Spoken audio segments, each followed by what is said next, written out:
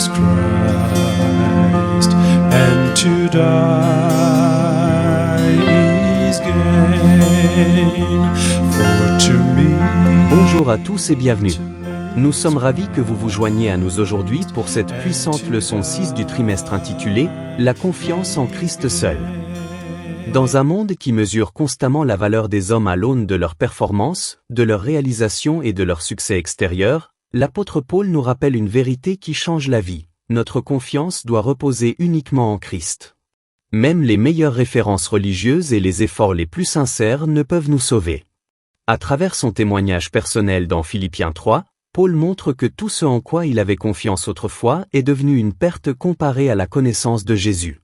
Cette leçon nous invite à mettre de côté notre confiance en la chair et à nous réjouir uniquement en Christ, en découvrant que la véritable joie, la justice et l'assurance du salut ne se trouvent pas dans ce que nous faisons pour Dieu, mais dans ce que Christ a fait pour nous.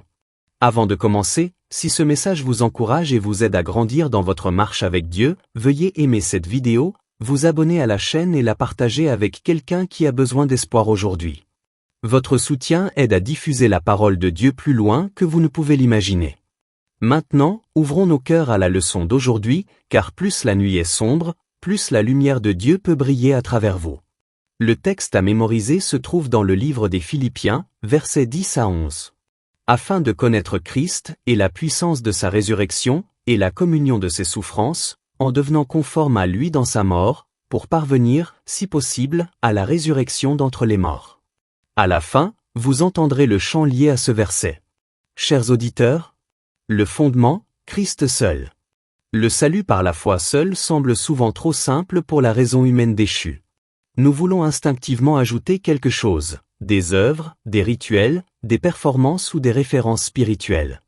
Paul démantèle cette pensée en déclarant que la justice est un don, et non un accomplissement, et que placer sa confiance en autre chose que le Christ conduit à la perte spirituelle. La réforme protestante a éclaté sur cette question précise, qui reste centrale aujourd'hui. Le témoignage de Paul montre que même le parcours religieux le plus impressionnant peut devenir un obstacle s'il remplace la dépendance au Christ. La véritable assurance ne vient que lorsque les croyants ne placent aucune confiance dans la chair, et s'appuient entièrement sur Jésus, l'auteur et le consommateur de la foi. Leçon du dimanche. Se réjouir dans le Seigneur. Nous la trouvons dans Philippiens 3, versets 1 à 3. Paul commence par une parole de joie et d'encouragement, « Réjouissez-vous dans le Seigneur ». Cette joie n'est pas circonstancielle, elle est centrée sur le Christ. Se réjouir dans le Seigneur est à la fois un commandement et une protection, car la joie enracinée dans le Christ protège les croyants des faux enseignements et d'une confiance mal placée.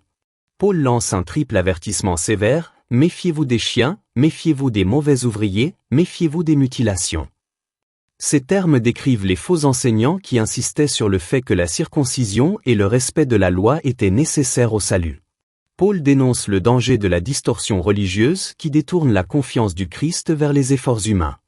Les vrais croyants, dit Paul, sont ceux qui adorent Dieu dans l'esprit, se réjouissent en Jésus-Christ, ne mettent pas leur confiance dans la chair.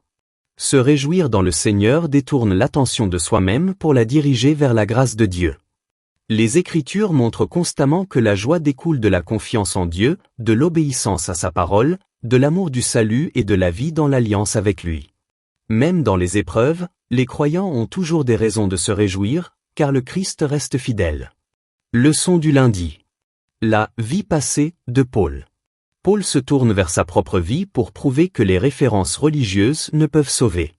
Selon les normes juives, Paul était exemplaire, circoncis le 8e jour, israélite pur, issu de la tribu de Benjamin, pharisien formé par Gamaliel, zélé pour la loi et irréprochable dans son obéissance extérieure.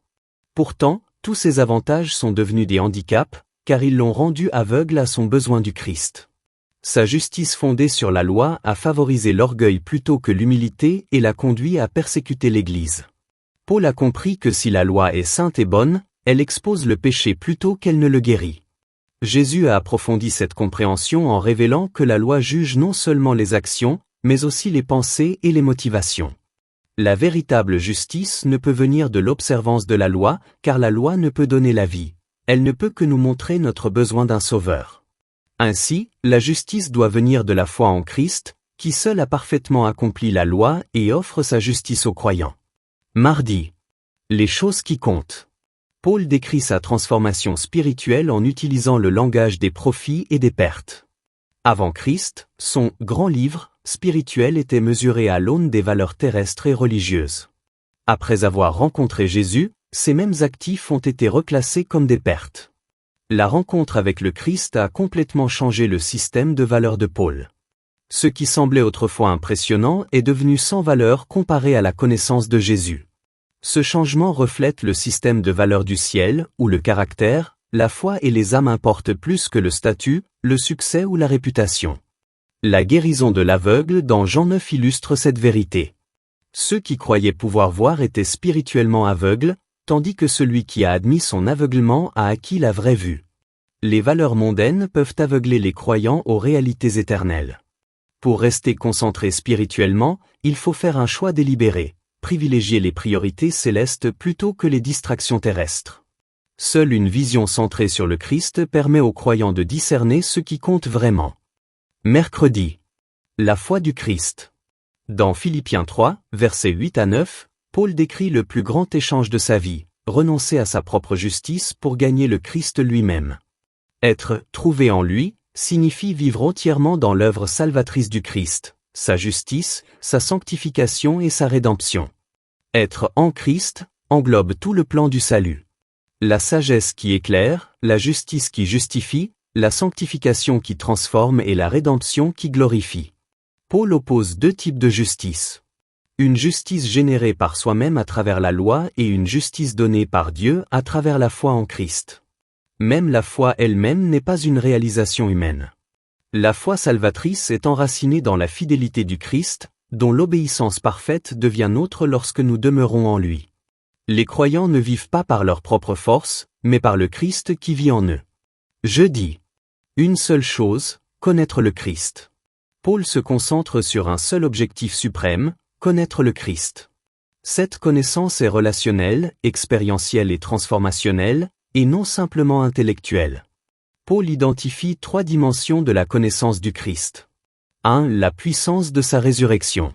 Faire l'expérience d'une nouvelle vie et de la victoire sur le péché. 2. La communion à ses souffrances.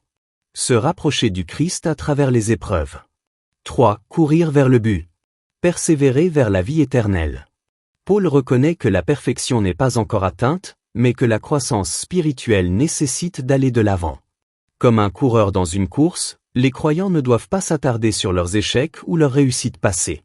Regarder en arrière affaiblit l'élan, regarder vers l'avenir renforce l'espoir.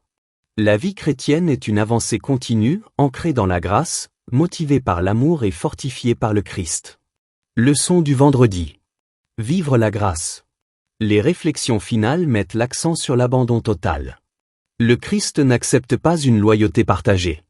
L'abandon quotidien, l'obéissance à la parole de Dieu et la confiance en la grâce façonnent un caractère semblable à celui du Christ, prêt pour l'épreuve finale. La grâce ne s'oppose pas à l'effort, elle le rend possible. Les bonnes œuvres ne sont pas la racine du salut, mais son fruit. Une vie transformée par la grâce révèle naturellement au monde le caractère d'amour de Dieu. À l'approche du retour du Christ, nous sommes appelés à refléter sa gloire, non pas par notre propre justice, mais par des vies façonnées par la grâce, la vérité et la sainteté. La confiance en Christ seul produit à la fois l'assurance du salut et une vie d'obéissance fidèle. Chers auditeurs, la véritable confiance ne vient pas de qui nous sommes, de ce que nous avons fait ou de ce que nous savons, mais de qui est le Christ et de ce qu'il a fait. Lorsque le Christ devient tout, la peur s'estompe, la joie s'intensifie et la vie chrétienne devient une course remplie d'espoir, de sens et d'assurance. Que Dieu vous bénisse.